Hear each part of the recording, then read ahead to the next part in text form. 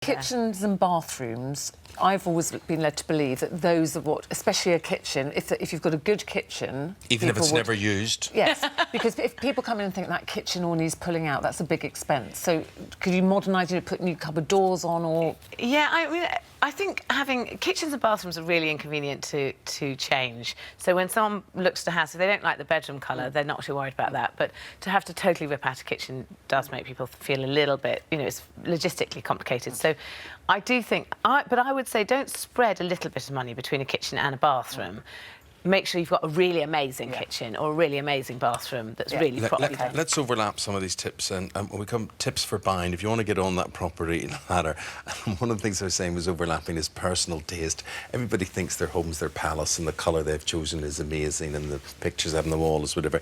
But most people go into a house, do they not, and think, yeah, I'll get rid of that, I'll get rid of that, we'll change that, don't they? So your personal taste, forget your personal taste. Yeah, you know, totally. Although, weirdly, I think people do buy homes because they like the feeling of them when they go in. So they go in and they kind of think, oh, this feels nice. They might think they don't like it, but they still, you know, we're quite sort of sentimental, I think, particularly the British are very sentimental. So when someone goes in somewhere, if it reminds them of something in their childhood or their grandmother's house, something about it, not necessarily that it's just, you know, falling to bits, but something about it, if they feel at home, they're more likely to buy it, and then they will change it, but they bought it because it feels at home. See, I have a feeling if someone was to buy our house, I would have to get rid of that Man United room, that museum. Yes, I think that would put a lot of people off, especially if they're a Chelsea supporter. Yeah, I think see, my wife is very bland. She likes beige. But you do. She likes beige. No, she likes beige. She's a beige sort of neutral person. tones. I like colours. Who's right on this?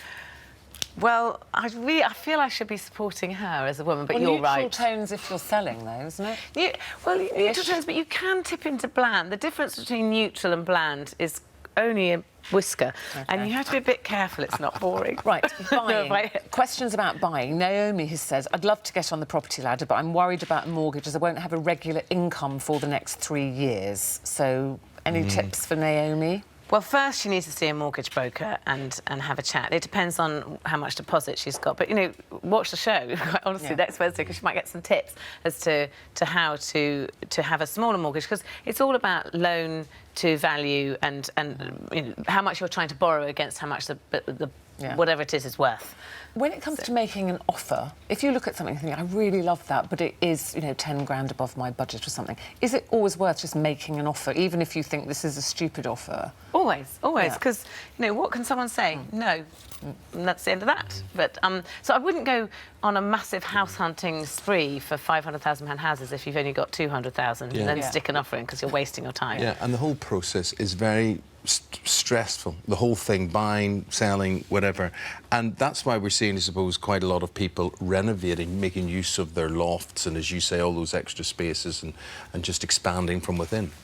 It is. I think it is partly that. It's partly because people want to create their, you know, the space they want. But, you know, buying and selling houses is quite complicated. And we've got an estate agent, Tepper, and we find that we try and make the process as easy as possible. And this is the time to do it, isn't it? Spring? Spring is the time when everyone totally. If you want to sell, sell now. So, sell now. So, yeah, it's a good time to do. Before people go on their holidays. Yes. Because come August, people kind of, you know, there's another boost in September in the market.